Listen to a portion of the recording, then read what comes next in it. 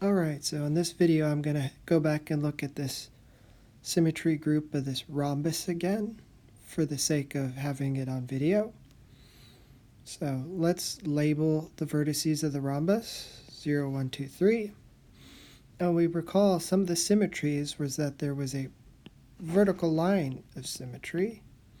And so if you flip across the vertical line, let's use V to represent the vertical flip. The vertices labeled 1 and 3 stay the same, but the vertices labeled 2 and 0 change places. Of course, that was not the only symmetry. There was also a horizontal line. Here, let's color code as well, just because we can.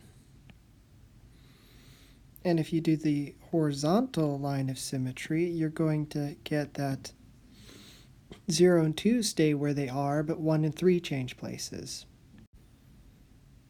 So we got that 0 and 2 stayed where they are, and 1 and 3 change places. And finally, there was a 180-degree rotation. And what happens if you do that operation? Well, then 0 and 2 switch places, and 1 and 3 switch places. So then what do we get? We get that 0 is over here, reading clockwise 0, 1, 2, 3. And so these are the three symmetries and the corresponding operations, what they do to the vertices of this rhombus. And so then the goal was to create the Cayley table. And now we can look at and say, well, what happens if we do one of these operations followed by another? Well, what happens if you follow a rotation by one of the other three operations? Well, let's do the rotation first. So we're over here. And now let's do one of the other three operations. So either we're going to rotate this figure, vertical flip, or horizontal flip. And what do we end up with in those cases? Well, if we rotate 180 degrees, we're going to end up with 0, 1, 2, 3. If we do the vertical reflection, we're going to see that 1 and 3, the vertical line stays where it is, but 0 and 2 switch places. And if we do the horizontal flip, 0 and 2 stay where they are, and it's 1 and 3 that change places. And so now you see in the Cayley table, we got these three pictures right now, and then if you look back here at the 4 we started with, this is the original diagram. So we see that R times R is the identity transformation again. We see that R times V, what do we get? We get 0, 3, 2, 1. If we look at these 4 pictures we already have, we see 0, 3, 2, 1 here. So we see that if you do a rotation followed by a vertical reflection, you get the same result as if you did the horizontal reflection or horizontal flip. So R times V is equal to H. And similarly, with this last transformation, what do we see? We see 2, 3, 0, 1. Where do we see that here? Wait, there's a mistake here, isn't there? Ah, yes, the 1 and the 3 were supposed to change places.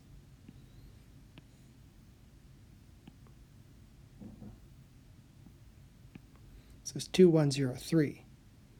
Oh, look, that's a vertical reflection. So we see R times H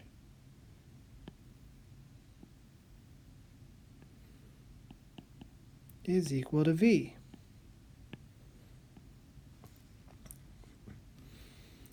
And so at least on that level, first row of the Cayley table,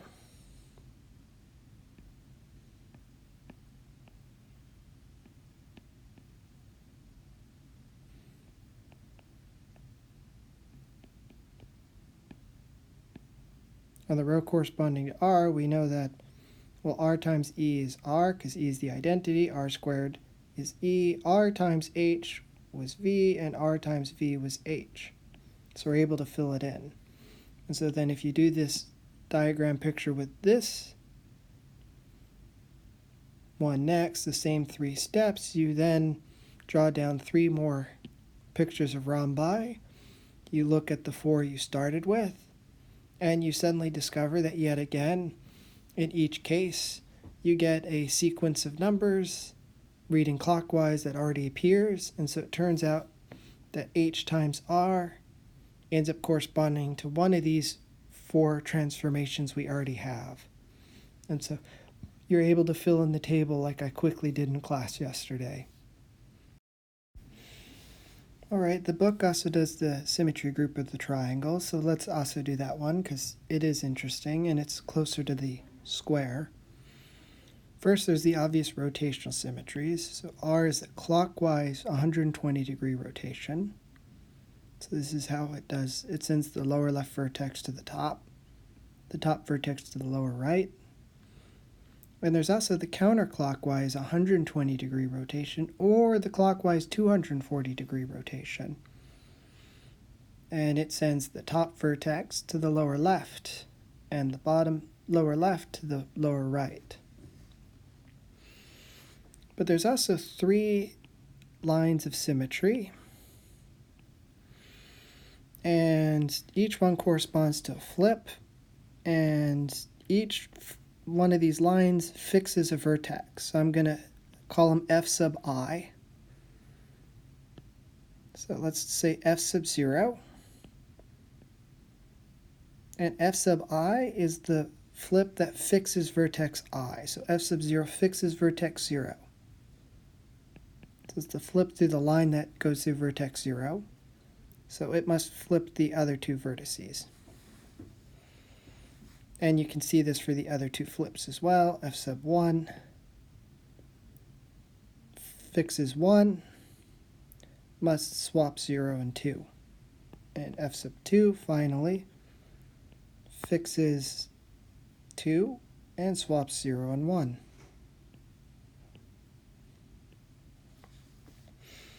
And of course there must be an identity. So now we have to figure out the Cayley table.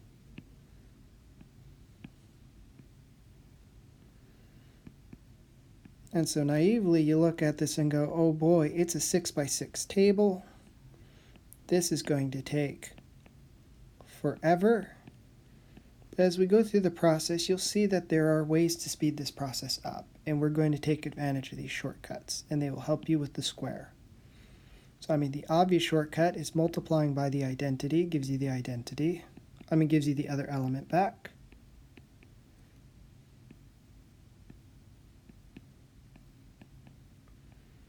So there's a whole row and column. So it's not 36 calculations we have to do, but 25.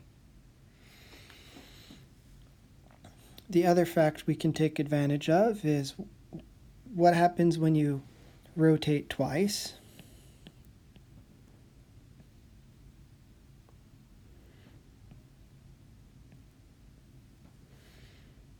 You get the same answer as if you did a counterclockwise rotation in this case. So we see that r squared is r inverse. By properties of exponents, you can also see that the same thing happens with r to the negative 2. It's r. So these are facts we're going to keep track of because they are useful. And anything times its inverse is the identity. So there's some of the calculations right there.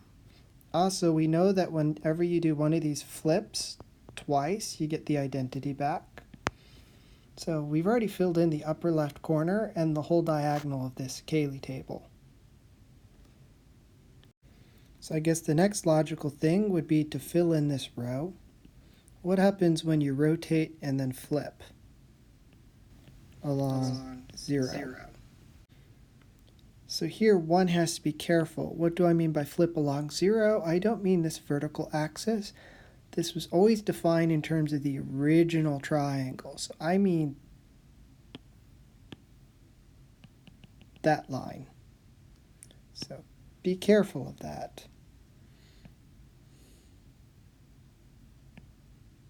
So it's 210,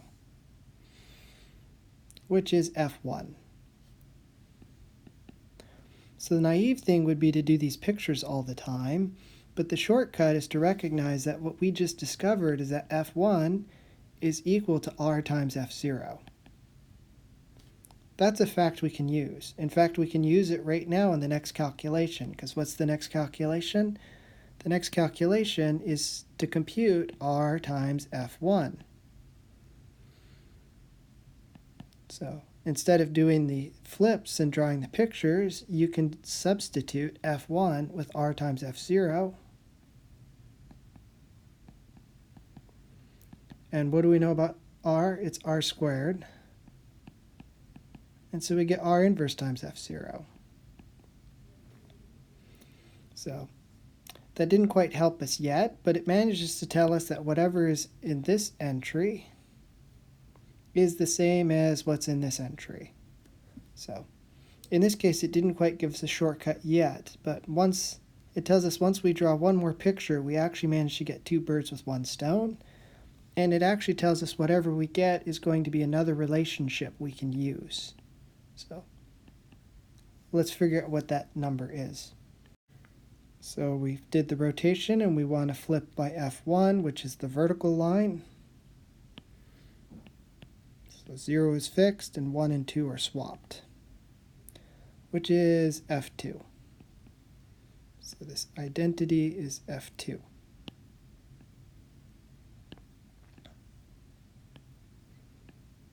Which means we get F2 here as well. And so now we see how this shortcut helps, because if I want to compute R times F2, well, we just saw F2 is equal to R inverse times F0, and R times R inverse cancels, so you get F0. So now you see why this is a handy shortcut. On this last column, I didn't have to do the symmetries by example. I could just do the calculations using calculations I've already done in the table and associativity and group properties.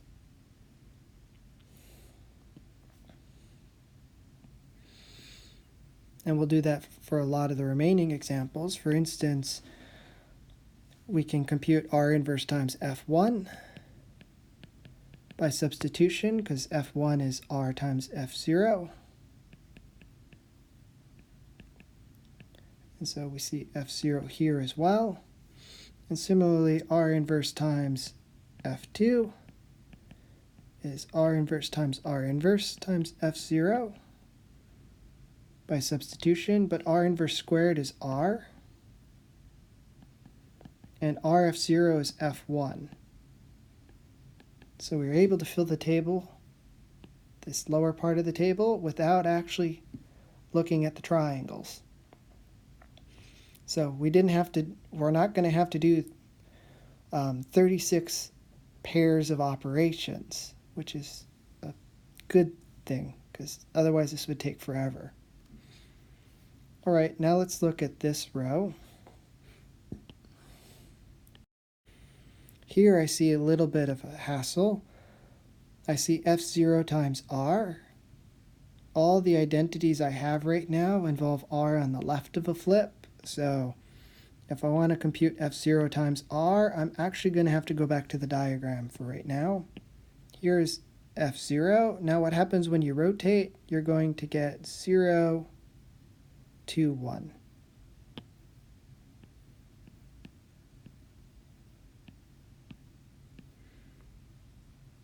Which is F2. So we also have two definitions for F2. F2 is either R inverse times F0, or it's F0 times R.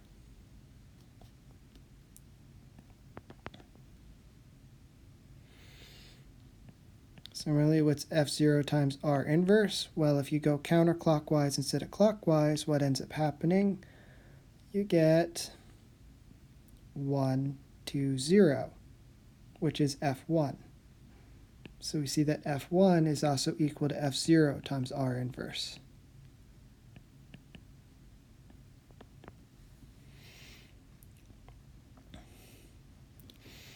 And you can use those facts to fill in this lower part of the table. In fact, I claim it's possible to fill in the rest of the table using only these relations now. Let's see how true that is, or if I have to eat my foot. So F0 times F1. Well, what is F1? Well, you have two possible options for F1. You either have R times F0 or F0 times R inverse. If you write it as F0 times R inverse, you have the advantage that the F0s cancel, and you get R inverse.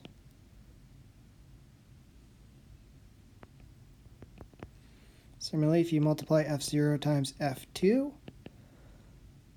one of the two expressions has the F0 on the left. If you use that expression, the F0s cancel and you get R. That's kind of handy. All right, next row down, let's multiply F1 times R.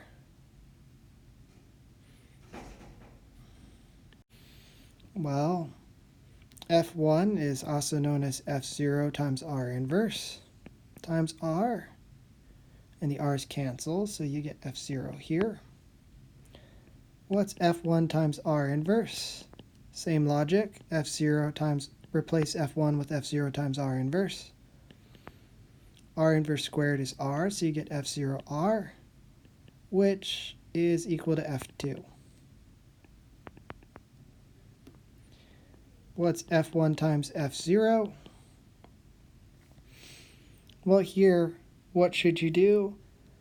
Well, you have two expressions for F1, and one of them you'll end up with an R inverse in the middle of a triple product, and in the other one you'll end up with F0 squared. So if we write it as R times F0 times F0, the F0s cancel, and we see that we get R here. And finally, another shortcut that we haven't taken advantage of yet is in every group, every entry appears exactly once. So the one entry that's missing is R inverse. Similarly, the last row you can fill in using this fact as well. Everyone appears except R in this column. Next column over, everyone appears except R inverse. Next column over, everyone appears except F0. Next column over, everyone appears except F1. Congratulations, you just filled in your group table and you didn't actually calculate anything. So that's something you can always take advantage of. You now look at the diagonal and you see our E phenomenon doesn't carry out for the triangle.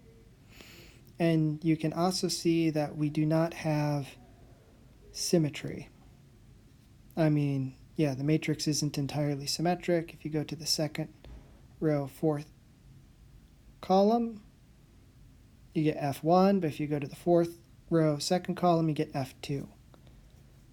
So the symmetry group here is not abelian. So hope this helps with doing the square, and it gives you some idea for how, at least one approach for speeding up the calculation so that you're not doing 64 different flips and rotations of squares, which takes a lot of work. But there's ways to speed up the calculations and ways to fill in missing data without doing everything.